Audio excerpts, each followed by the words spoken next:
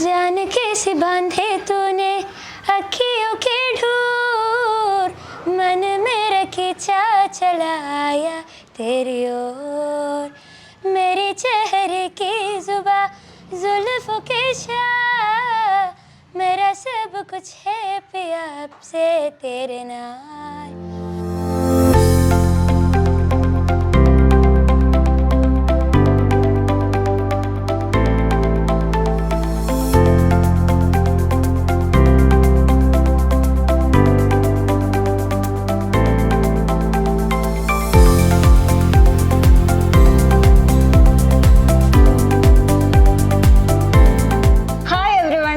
കുറച്ച് ദിവസമായിട്ട് board എക്സാംസിന് high performance കാഴ്ചവെച്ച നമ്മുടെ റേസ് ഏഗൻ സ്റ്റുഡൻസിന്റെ വിശേഷങ്ങൾ അറിഞ്ഞുകൊണ്ടിരിക്കുകയായിരുന്നു. അതിൽ ഏറ്റവും സന്തോഷമുള്ള കാര്യം എന്ന് പറഞ്ഞാൽ ജില്ലയിൽ ബോർഡ് എക്സാം റിസൾട്ട്സ് വന്നപ്പോൾ നമ്മുടെ ഏറ്റവും കൂടുതൽ പെർഫോമൻസ് കാഴ്ചവെച്ചതും ഫുൾ A+ വാങ്ങിയ കുട്ടികളൊക്കെ നമ്മുടെ റേസ് ഏഗൻ സ്റ്റുഡൻസ് ആണ്. ഇന്ന് നമ്മുടെ കൂടെ ഉള്ളത് റേസിന്റെ സ്റ്റുഡൻ്റായ അഹദയാണ്. അഹദ ഓൾറെഡി കഴിഞ്ഞ ബോർഡ് എക്സാമിൽ 1200-ൽ 1200 നേടിയെടുത്തിരിക്കുകയാണ്.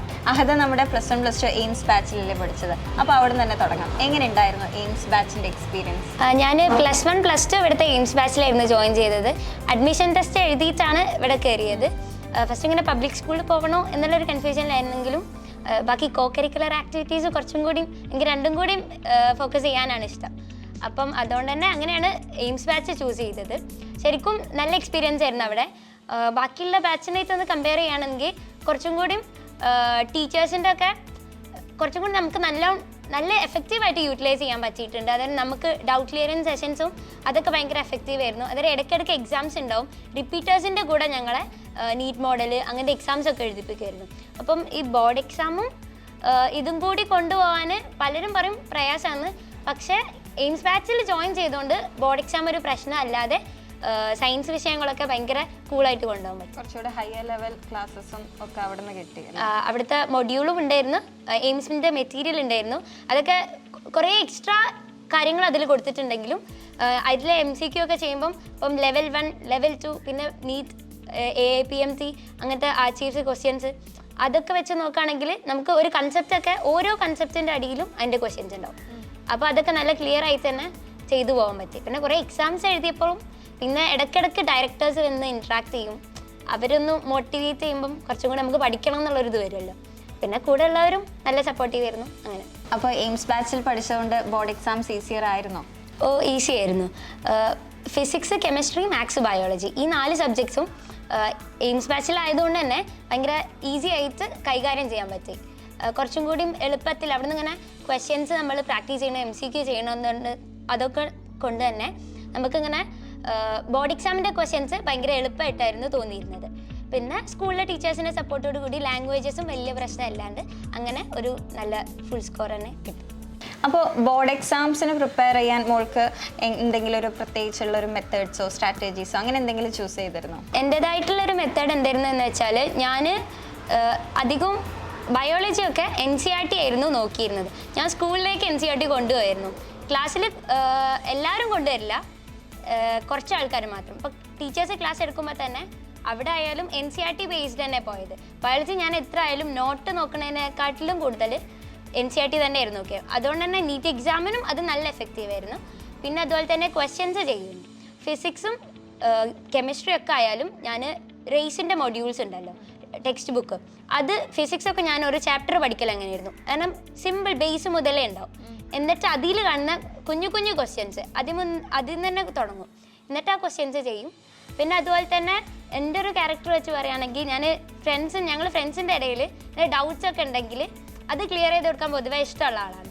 ചില ആൾക്കാർ പറയലുണ്ട് നമ്മൾ പഠനത്തിൻ്റെ കാര്യത്തിൽ കുറച്ചൊന്ന് സെൽഫിഷ് ആണ്. എപ്പോഴും നമ്മളിങ്ങനെ ഉമ്മാക്കുള്ള ഒരു പരാതിയായിരുന്നു എപ്പോഴും ഞാനിങ്ങനെ ഫോണിൽ ഞാൻ ഓൾ ടൈം ഇങ്ങനെ ജസ്റ്റ് ഇങ്ങനെ ഡൗട്ട് ക്ലിയർ ചെയ്ത് കൊടുക്കുമ്പം. പക്ഷേ എനിക്ക് അതിലൊരു പോസിറ്റിവിറ്റി തോന്നി. എന്താ വെച്ചാൽ ഞാനും കൂടി ആ ടൈപ്പ് ക്വസ്റ്റ്യൻസ് കാണുകയാണല്ലോ, അത് ഭയങ്കര എഫക്റ്റീവായി തോന്നി. പിന്നെ ഫ്രണ്ട്സിൻ്റെ ഇൻഫ്ലുവൻസ് നല്ല ഉണ്ടായിരുന്നു. ഞങ്ങൾ ഇരുന്നിട്ട് പഠിക്കലൊക്കെ ഉണ്ടായിരുന്നു. പിന്നെ അതുപോലെ എക്സാമിൻ്റെ തലേന്ന് ഒന്നാകെ മാറ്റി വെക്കുന്ന ഒരു ക്യാരക്ടർ ഉണ്ടായിരുന്നു. എനിക്ക് പറയാനുള്ള എന്താണെന്ന് വെച്ചാൽ എന്നും എടുക്കുന്നത് പക്കായിട്ട് മേ ബി നമുക്ക് പഠിച്ചു പോകാൻ പറ്റിയിട്ടുണ്ടാവില്ല. പക്ഷേ ക്ലാസ് എടുക്കുന്നത് കുറച്ച് ഉറങ്ങാതെ ഒന്ന് കോൺസെൻട്രേറ്റ് ചെയ്തൊക്കെ കണ്ടു കഴിഞ്ഞാൽ പിന്നെ നമുക്ക് പഠിക്കുമ്പോൾ അത് കുറച്ചൊന്ന് എഫക്റ്റീവാണ്. പിന്നെ ജസ്റ്റ് ഒക്കെ പരമാവധി അന്ന് എടുക്കുന്ന പോർഷൻസ് ഒന്ന് എടുക്കാൻ നോക്കിയാൽ അത് ശരിക്കും ഒരു ചാപ്റ്റർ നമ്മളങ്ങനെ നോക്കിയാൽ മതി, നമുക്ക് മനസ്സിലാവില്ല ഒരു ഡിഫറൻസ്. പിന്നെ അത് പഠിക്കുമ്പോൾ എത്രത്തോളം ഈസിയാണ്, എത്ര ക്വസ്റ്റ്യൻസ് ചെയ്യാൻ നമുക്ക് കിട്ടും എന്നുള്ളത്. പിന്നെ ക്വസ്റ്റ്യൻസ് ചെയ്ത് പ്രാക്ടീസ് ചെയ്താൽ ശരിക്കും ഓരോ ചാപ്റ്റർ നമുക്ക് ഭയങ്കര തറവായിരിക്കും. അങ്ങനെയൊക്കെയാണ് ഒരു 1200 കിട്ടും. അപ്പോൾ നീറ്റ് എക്സാമും JEE എക്സാമും ഒക്കെ അറ്റൻഡ് ചെയ്തില്ലേ? എങ്ങനെ ഉണ്ടായിരുന്നു എക്സാംസ്? എക്സാംസ് രണ്ടും നല്ല അടിപൊളിയായിരുന്നു. നീറ്റ് എക്സാമിന് കുഴപ്പമില്ലാത്തൊരു നല്ല സ്കോർ ഉണ്ട്. പക്ഷേ എനിക്ക് കുറച്ചൊന്ന് ടൈമിൻ്റെ ഒരു പ്രശ്നം വന്നു. ഫിസിക്സ് അറ്റൻഡ് ചെയ്യാനുള്ള ലാസ്റ്റത്തെ ഒരു പ്രശ്നം ഉണ്ടായിരുന്നു. പിന്നെ ഒരു ഇതായിട്ട് വന്നത് എന്താണെന്ന് വെച്ചാൽ എനിക്ക് ബയോളജി ഒന്നും കംപ്ലീറ്റ് റിവിഷൻ നടത്താൻ പറ്റിയില്ല. ലാസ്റ്റ് വീക്ക് കുറച്ചൊരു ഹെൽത്ത് ഇഷ്യൂ കുറച്ചുകൂടി, ഒരു അലർജി പ്രശ്നമൊക്കെ ആയിട്ട് കുറച്ച് ബുദ്ധിമുട്ടായി.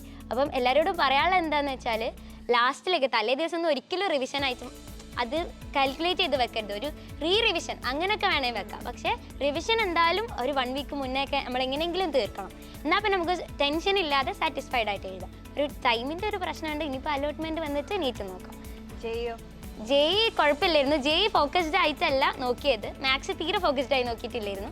പക്ഷേ ഫിസിക്സ് കെമിസ്ട്രി വെച്ചിട്ട് അഡ്വാൻസിന് ക്വാളിഫൈ ആയിട്ടുണ്ട് കുഴപ്പമില്ലാതെ. അഡ്വാൻസ് എഴുതി നോക്കണം എന്ന് വിചാരിക്കും. അപ്പോൾ ഈ 1200 വാങ്ങുക എന്നുള്ളതൊരു വാശിയായിരുന്നു, ആദ്യം തീരുമാനിച്ചതായിരുന്നോ? ഞങ്ങളെ സീനിയറിന് 1200 ഉണ്ടായിരുന്നു സ്കൂളിൽ. അപ്പം അവരെ കാണുമ്പോൾ അവർ ഒരു തവണ ഞങ്ങളായിട്ട് ഇൻറ്ററാക്ട് ചെയ്യാൻ സ്കൂളിലേക്ക് വന്നു. അത് കണ്ടപ്പോഴാണ് അതിന് ശരിക്കും ഇൻസ്പയർ ആയത്. പിന്നെ +1 കയറുമ്പോഴേ ഉണ്ടായിരുന്നു ഫുൾ A+ൻ്റെ റേറ്റ് ഇങ്ങനെ കൂടി വരിക എന്നുള്ളൊരു ബേസിക് എല്ലാവരും ഇങ്ങനെ പറയും. ഒരു ക്ലീഷേ സംഭവമാണെന്ന് പറഞ്ഞു വരുന്നത്. അപ്പം സംതിങ് എന്തെങ്കിലും ഒരു ചേഞ്ച് വേണമല്ലോ. അപ്പം ഒന്ന് ട്രൈ ചെയ്താൽ കിട്ടുന്നതുമാണ്. അപ്പം അവരായിട്ടൊക്കെ ഒന്ന് സംസാരിച്ചിട്ട് പിന്നെ എൻ്റെ ബെസ്റ്റ് ഫ്രണ്ട്, ഞങ്ങൾക്ക് 2 പേർക്കും 1200 അപ്പോൾ 2 ആളും കൂടെ ആയിരുന്നു പ്രിപ്പറേഷൻ. സിംഗിളായിട്ട് നടത്തുമെങ്കിലും ഞാൻ പറഞ്ഞില്ല, ഫ്രണ്ട്സിൻ്റെ ഇൻഫ്ലുവൻസ്, ഞങ്ങളെ ഒരു പിയർ ഗ്രൂപ്പ് ഭയങ്കര അടിപൊളിയായിട്ട് ഇടയ്ക്ക് ക്വസ്റ്റ്യൻസ് വർക്കൗട്ട് ചെയ്യുക അങ്ങനെയൊക്കെ. അപ്പം അതിൻ്റെ ഇടയിൽ നമുക്ക് എല്ലാവർക്കും നല്ലൊരു സ്കോർ വേണം എന്നുള്ളൊരിതുണ്ടായിരുന്നു. പിന്നെ +1 ഫസ്റ്റ് 519 ജസ്റ്റ് ഒന്നിങ്ങനെ കുടുങ്ങി നിന്നു. പക്ഷേ ഇമ്പ്രൂവ് ചെയ്തിട്ട് അത് 520. ഇംഗ്ലീഷിലൊരു മാർക്ക്. ഇംഗ്ലീഷിലൊരു മാർക്ക്. +1 ഒരു മാർക്ക് നഷ്ടപ്പെട്ടല്ലോ, അതുകൊണ്ട് തന്നെ +2 അയ്യോ ഫുൾ കിട്ടുമോ എന്നുള്ളൊരു സ്ട്രെസ് ഉണ്ടായിരുന്നോ? സ്ട്രെസ് ഇല്ലായിരുന്നു. പൊതുവെ എനിക്ക് തോന്നുന്നു എനിക്ക് സ്കോർ ചെയ്യാൻ പറ്റുന്ന എൻ്റെ ഒരു പോസിറ്റിവിറ്റി, ഞാൻ പൊതുവേ ടെൻഷൻ ഫ്രീയാണ്. അതുകൊണ്ട് തന്നെ കുഴപ്പമില്ലാതെ പേടിയില്ലാതെ അങ്ങനെ എക്സാംസ് ഒക്കെ അറ്റൻഡ് ചെയ്ത് പോകാൻ. അപ്പം ഈ 519 520 ആക്കണ ആ ഒരു പീരീഡിൽ കുറച്ചൊരു സ്ട്രെസ് ഇങ്ങനെ ബാക്കിയുള്ളവരൊക്കെ ഇങ്ങനെ പറയും കിട്ടുമോ ചെയ്യണോ, ഒരു മാർക്കല്ലേ എന്നൊക്കെ ചോദിച്ചിട്ട്. പക്ഷെ ആ ഒരു പ്രിപ്പറേഷൻ ടൈമിൽ ഒരു 3 months ആ ഒരു മാർക്കിന് വേണ്ടി പ്രിപ്പയർ ചെയ്തത് നല്ലോണം. ആ ഒരു പ്രിപ്പറേഷൻ +2 ഭയങ്കര കൂളാക്കാൻ, ഇംഗ്ലീഷൊക്കെ ഭയങ്കര കൂളായിട്ട് ഡീൽ ചെയ്യാൻ നല്ല ഹെൽപ്ഫുൾ ആയിരുന്നു. അവിടുന്ന് സ്കൂളിലെ മിസ്സും ഇതുപോലെ തന്നെ നല്ല എഫക്റ്റീവായിട്ട് അങ്ങനെ ഭയങ്കര വലിയ സ്ട്രെസ് ഇല്ലാണ്ട് കൊണ്ടുപോകാൻ പറ്റും. അപ്പോൾ ഇനി 1200 ഫുൾ മാർക്ക് വാങ്ങിക്കാൻ പല കുട്ടികൾക്കും ആഗ്രഹം ഉണ്ടാവും. അങ്ങനെയുള്ള സ്റ്റുഡൻസിന് എന്താ പറഞ്ഞു കൊടുക്കാനുള്ളത്, എന്ത് ടിപ്സാണ് കൊടുക്കാനുള്ളത്? എനിക്ക് ഏറ്റവും കൂടുതൽ എന്നെ ഹെൽപ്പ് ചെയ്തത് റേസ് പോലൊരു ഇൻസ്റ്റിറ്റ്യൂട്ടിൽ ചേർന്നതുകൊണ്ട് തന്നെ ഭയങ്കര സ്ട്രെസ് ഒന്നും ഇല്ലാണ്ട് ജസ്റ്റ് കൂളായിട്ട് ഈ ഒരു സ്കോർ അക്വയർ ചെയ്യാൻ പറ്റി എന്നുള്ളതാണ്. ഞാൻ ഇൻസ് ബാച്ചിലായിരുന്നു, അതുപോലത്തെ ബാച്ച് തന്നെ വേണമെന്നില്ല. പക്ഷേ എന്തെങ്കിലും ഒരു റേസ് പോലെയുള്ള ഒരു സപ്പോർട്ടീവ് സിസ്റ്റം നമുക്ക് ഉണ്ടെന്നുണ്ടെങ്കിൽ കുറച്ചും കൂടി ഈസി ആയിട്ട് നമുക്ക് ഇങ്ങനെ എന്തെങ്കിലുമൊക്കെ ക്രാക്ക് ചെയ്യാൻ പറ്റും. പിന്നെ അതുപോലെ തന്നെ ഡെയിലി ഒരു 10 MCQ അല്ലെങ്കിൽ 5 MCQ ഒരു ചാപ്റ്ററിന് നമ്മൾ എടുക്കുന്ന ചാപ്റ്ററിൻ്റെ പോർഷന് അങ്ങനെയാണെന്നെങ്കിൽ അതും നല്ല നമുക്കൊരു ബെറ്റർമെൻറ്റ് ഉണ്ടാക്കും.